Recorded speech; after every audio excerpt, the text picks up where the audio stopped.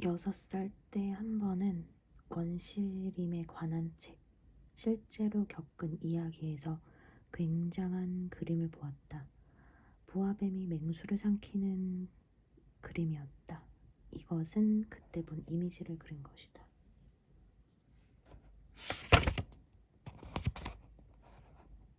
책에는 이렇게 쓰여 있었다.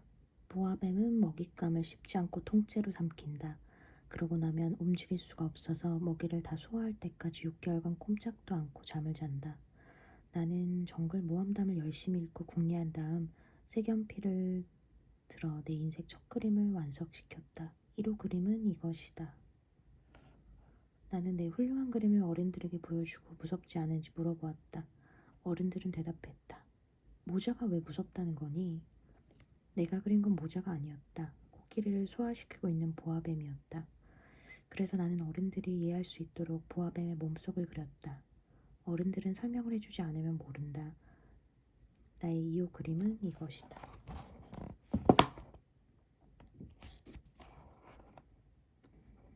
어른들은 속이 보이든 안 보이든 중요하지 않으니 보아뱀 따위는 그만 그리고 지리나 역사, 산수, 문법에 신경을 쓰라고 내게 충고했다. 6살이던 나는 화가라는 멋있는 직업을 포기하고 말았다. 1호와 2호 그림의 반응이 좋지 않아 의기소침해졌던 것이다.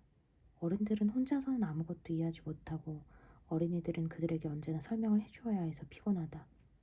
결국 나는 다른 직업을 선택해야 했고 비행기 조종법을 배웠다. 전 세계 곳곳을 비행기로 누비고 다녔다. 지리를 배운 것은 정말이지 유익했다. 한 번 보기만 해도 중국과 애리조나를 구별할 줄 알았다. 야간 비행 중 길을 잃었을 때 지리 지식은 무척 큰 도움이 된다. 그렇게 살아오는 동안 나는 진지하게 이를 데 없는 사람들을 많이 만났다. 오랜 시간을 어른들 곁에서 보냈고 그들을 아주 가까이에서 보기도 했다. 그러나 그들에 대한 생각이 좋은 쪽으로 바뀌지는 않았다. 조금이라도 통제력 있는 어른을 만나면 나는 늘 갖고 다니던 1호 그림을 보여주며 시험했다. 그 사람이 정말 이해력이 있는지 알고 싶었다. 하지만 늘 이런 대답이 돌아왔다. 모자구나. 그러면 나는 그 앞에서 보아뱀이나 원시림 별 이야기는 하지 않았다. 그가 이해할 수 있는 범위까지만 말했다. 브리지 게임과 골프, 정치, 넥타이 같은 화제 말이다. 그러면 그 어른은 나처럼 생각 있는 사람을 만나서 기쁘다고 했다. 나는 속을 터놓을 사람 하나 없이 홀로 살아왔다. 6년 전 사하라 사막에서 비행기 사고를 당하기 전까지 그랬다. 비행기 엔진에 이상이 생겼고 정비사도 승객도 없는 상황에서 나는 혼자 비행기를 수리해보려고 안간힘을 썼다. 내게는 죽느냐 사느냐가 달린 일이었다. 한 주를 버틸 정도의 물밖에 없었던 것이다. 전날 밤에는 사람이 사는 곳에서 수천 마일 떨어진 사막의 모래바닥에서 잠을 잤다. 망망대해에서 난파되어 뗏목에 의지한 사람보다 훨씬 고립된 상황이었다. 그러니 동틀무렵 작고 기묘한 목소리가 나를 깨웠을 때 얼마나 놀랐을지 상상해보라. 목소리가 말했다. 저기 양 좀 그려줘. 뭐라고? 양 한 마리만 그려줘. 벼락이라도 맞은 듯 나는 자리에서 벌떡 일어났다. 눈을 비비고 조심스럽게 주변을 돌아보았다. 굉장히 신기한 꼬마가 심각한 표정으로 나를 쳐다보고 있었다. 이 그림은 나중에 내가 그를 모델로 그린 것 중에서 가장 잘 그린 초상화다.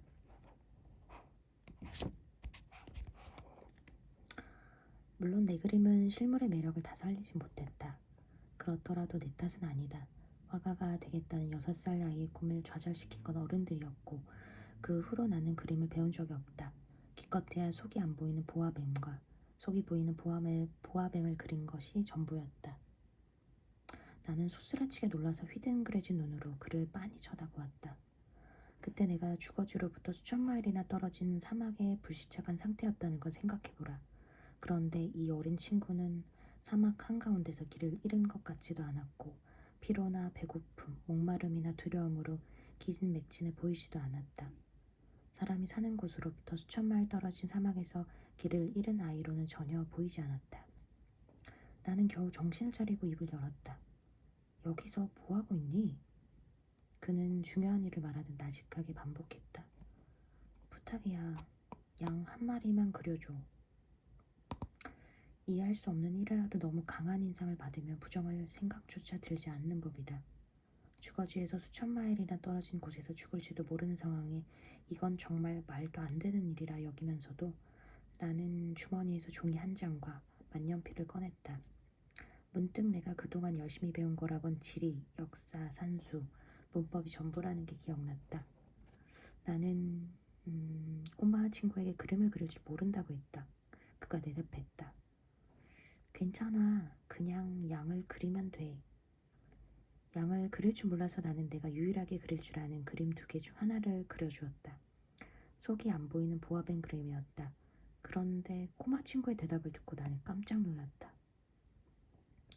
아니야. 보아뱀 뱃속에 들어있는 코끼리를 말하는 게 아니야. 보아뱀은 진짜 위험한 동물이고 코끼리도 정말 다루기 힘들어. 내가 사는 곳은 모든 게 작아. 내가 원하는 건 양이야. 양을 그려줘. 그래서 나는 양을 그려주었다. 그는 천천히 살펴보더니 말했다. 안 돼. 이 양은 병들었잖아. 다른 걸 그려줘. 나는 다시 양을 한 마리 그렸다. 내 친구는 부드럽게 옹석을 부리던 듯한 미소를 지었다. 그리고 말했다. 잘 봐. 이건 내가 말한 양이 아니야. 수장이네. 풀이 있잖아. 나는 또다시 양을 그렸다. 이번에도 다른 것들처럼 아니라는 대답이 들어왔다. 이 양은 너무 늙었어. 나는 오래오래 함께 살 양을 원해.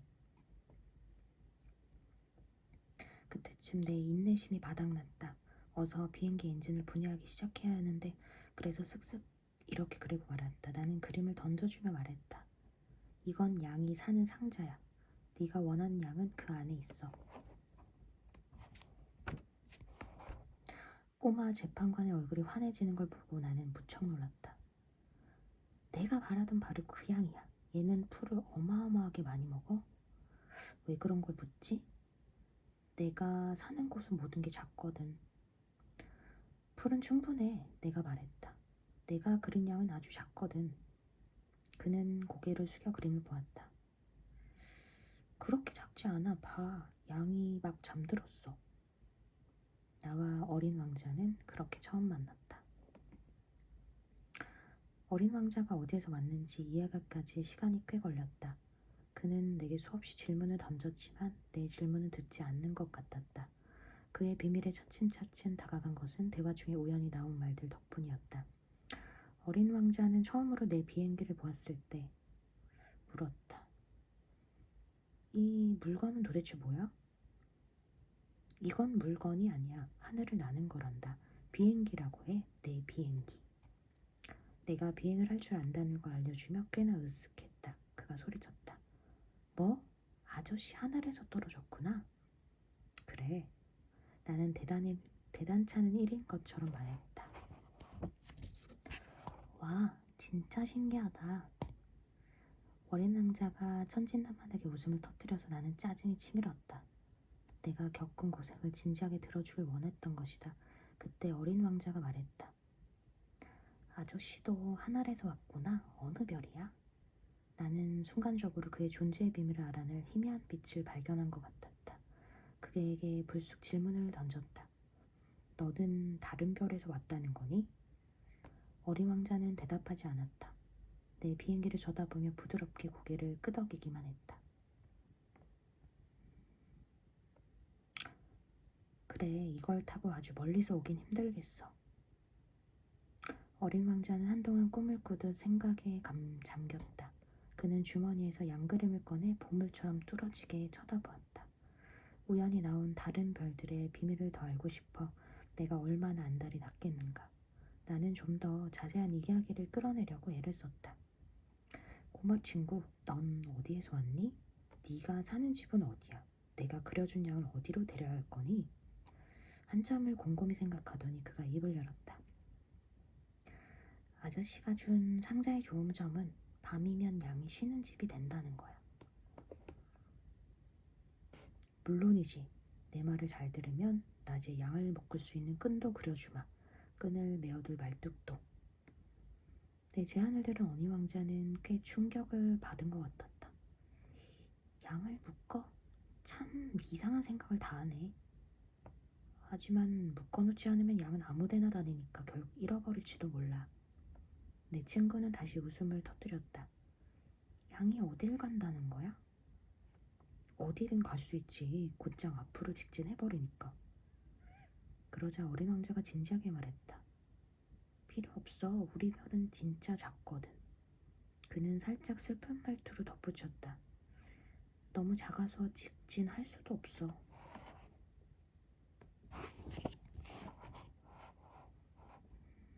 그렇게 나는 굉장히 중요한 두 번째 사실을 알게 되었다. 어린 왕자의 고향별이 집 한 채보다 조금 큰 정도라는 것이다. 하지만 크게 놀라지 않았다. 우리가 이름을 붙여준 지구와 목성, 화성, 금성 같은 거대 행성 말고도 너무 작아서 망원경에 잡히지 않는 행성이 좋기 수백 개는 된다는 걸 알고 있었다. 천문학자는 그중 하나를 발견하면 숫자로 이름을 붙인다. 예를 들어 소행성 325 이런 식으로 부르는 것이다.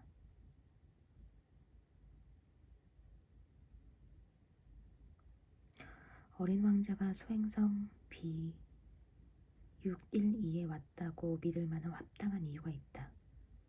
그 소행성은 1909년에 터키 천문학자의 망원경에 단 한 번 포착된 적이 있었다. 터키 천문학자는 국제 천문학회에서 그 행성의 존재를 증명해냈다. 하지만 그의 목장 때문에 아무도 그를 신뢰하지 않았다. 어른들은 늘 그런 식이다. B612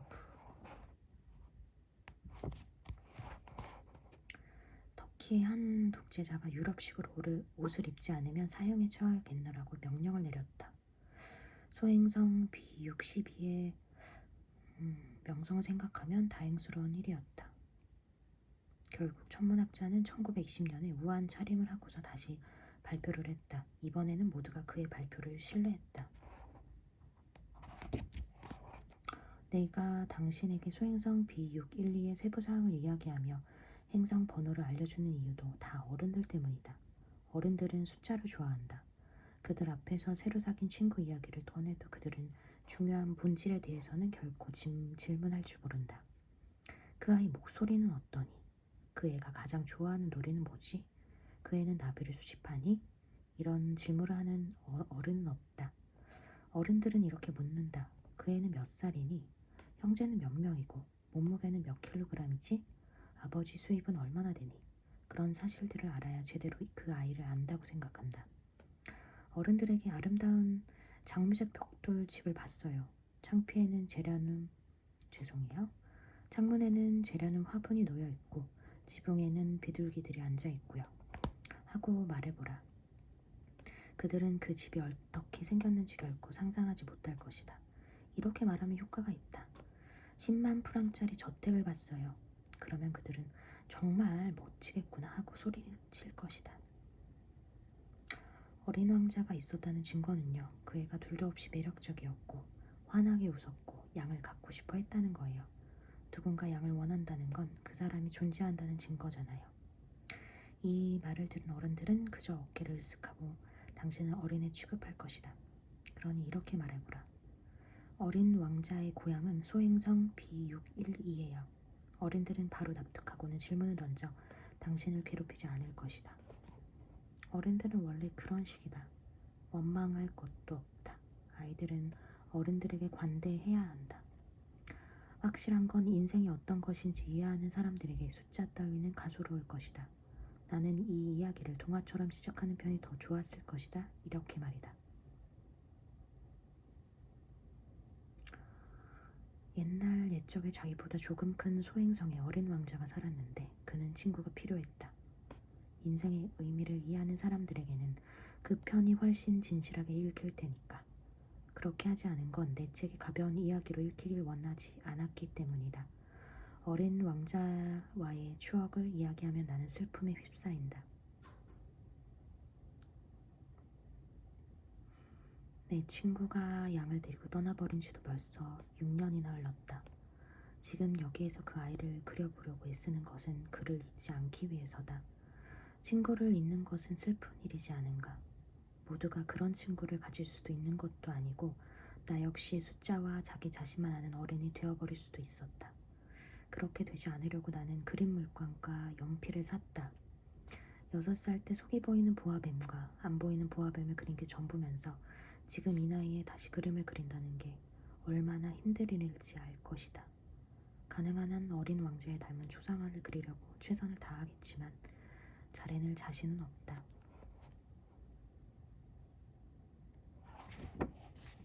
어떤 그림은 괜찮지만 어떤 그림은 전혀 비슷하지 않다. 어린 왕자의 키부터가 살짝 틀린 것 같다. 이 그림에서는 너무 키가 크고 저 그림에서는 또 너무 작다. 어린 왕자의 옷 색깔도 오락가락한다. 이렇게도 그렸다가 저렇게도 그렸다가 기억을 더듬어갈 뿐이다. 아주 중요한 세부 사항들도 결국 잘못 기억하고 실수할지도 모른다. 그렇더라도 나를 이해해달라. 내 친구는 좀처럼 설명을 하지 않았다. 아마도 자기와 비슷하게 그려줄 거라고 나를 믿고 있었으리라. 하지만 나는 안타깝게도 상자 속에 들어있는 양을 보는 법을 알지 못한다. 어느 정도는 다른 어른들과 비슷해졌기 때문이다. 분명 나이를 먹은 것이리라. 나는 어린 왕자의 소행성과 그곳을 떠나온 일, 그리고 그의 여행에 대해 날마다 조금씩 알아갔다. 열심히 궁리하고 우연히 더해지며 아주 자연스럽게 그렇게 되었다. 바오 밤나무의 비극을 알게 된 건 사흘째 되던 날이었다. 이번에도 역시 양 덕분이었다. 어린 왕자는 심각하게 의심스럽다는 듯 불쑥 물었다. 근데 양이 진짜 작은 떨기나무를 먹어? 사실이야. 아, 잘됐다. 양이 작은 떨기나무를 먹는 게 왜 그렇게 중요한지 알 수 없었다. 어린 왕자는 또 물었다. 그러면 양은 바오밤나무도 먹겠네? 나는 그에게 바오밤나무는 작은 떨기나무가 아니라 교회만큼 큰 나무다. 코끼리 한 무리가 와도 바오밤나무 한 그루를 다 먹어칠 수 없다고 분명히 알려주었다. 코끼리 한 무리를 떠올린 어린 왕자가 웃음을 터뜨렸다. 코끼리 위에 코끼리를 얹어 놓아야 할지도 몰라. 어린 왕자는 똑똑하게 이런 지적도 했다. 바오밤 나무는 큰 나무가 되기 전에 조그만 나무였겠지? 맞아. 그런데 네 양이 어린 바오밤 나무를 먹으려 하는 이유라도 있어? 생각해봐. 어린 왕자는 다 아는 것을 묻는다는 투로 대답했다. 나는 그 문제를 혼자 이해를 보려고 꽤나 머리를 쥐어짰다. 어린 왕자의 별에도 다른 별들처럼 좋은 풀과 나쁜 풀이 같이 자랐다. 좋은 풀로 자라는 좋은 씨앗, 나쁜 풀로 자라는 나쁜 씨앗이 있었다. 씨앗은 겉에서는 보이지 않는 법이다. 땅 밑에 숨어 잠자던 씨앗 하나가 일어나고 싶다는 욕망을 품는다. 씨앗은 기지개를 켜고서 태양을 향해 수줍게 아름답고 소박한 가지를 내민다. 작은 무와 장미나무 장가지라면 마음껏 자라게 두겠지만 나쁜 식물의 싹은 발견하는 즉시 뽑아야 한다. 어린 왕자의 별에는 물론 나쁜 씨앗들이 있었다. 바로 바오밤나무 씨앗이었다. 그의 별은 바오밤나무 씨앗 때문에 황폐해졌다. 바오밤나무 조금만 늦게 손을 써도 평생 처치곤란이 된다. 별 전체를 뒤덮어버리고 땅속 깊숙한 곳까지 뿌리내리기 때문이다. 별의 면적에 비해 바오밤나무 수가 너무 많아지면 결국 별은 터져버린다. 그건 규율의 문제야. 나중에 어린 왕자는 내게 말했다. 아침에 세수를 마치면 벌도 구석구석 정성스럽게 닦아줘야 해. 어린 바오밤 나무는 장미나무와 비슷하게 생겼거든. 바오밤 나무인 게 구분이 되면 규칙적으로 뽑아줘야 해. 무척 지루해도 쉬운 작업이야. 어느 날 그는 지구의 어린이들이 바오밤 나무의 위험을 인지하도록 나의 멋진 그림을 하나 그려보라고 했다. 언젠가 어린이들이 여행을 떠날 때 그 그림은 무척 유익할 거야. 일은 가끔 미뤄도 괜찮아. 하지만 바오밤 나무는 말이지 항상 골칫거리거든. 한 번은 어느 게으름뱅이가 사는 별에 간 적이 있어. 그 사람은 떨기나무 세 그루를 대수롭지 않게 여겼다가 어린 왕자가 알려준 대로 나는 그 게으름뱅이가 사는 별을 그렸다. 원래 나는 사람들에게 훈계하는 걸 좋아하지 않는다. 하지만 바오밤 나무의 위험은 거의 알려지지 않았고 별에서 길을 잃고 겪는 위험도 무시할 수 없어서 이번만 조심스럽게 예의를 두겠다. 이 자리에서 말해둔다. 어린이들아, 바오밤 나무를 조심하렴. 나는 나처럼 오랫동안 바오밤 나무의 위험을 알지 못하고 지나쳐온 내 친구들에게 경고하기 위해 공들여 그림을 그렸다. 내 교훈은 배울 만한 가치가 있다. 당신은 이 책을 읽으며 이런 의문을 가질지도 모르겠다. 왜 바오밥나무 그림만큼 큰 다른 그림은 안 나오지? 대답은 아주 간단하다. 그리려고 시도는 했지만 잘 그리지 못했다. 바오밥나무를 그릴 때는 어서 빨리 위험을 알려야 한다는 마음에 내가 꽤나 기운이 넘쳤던 것이다.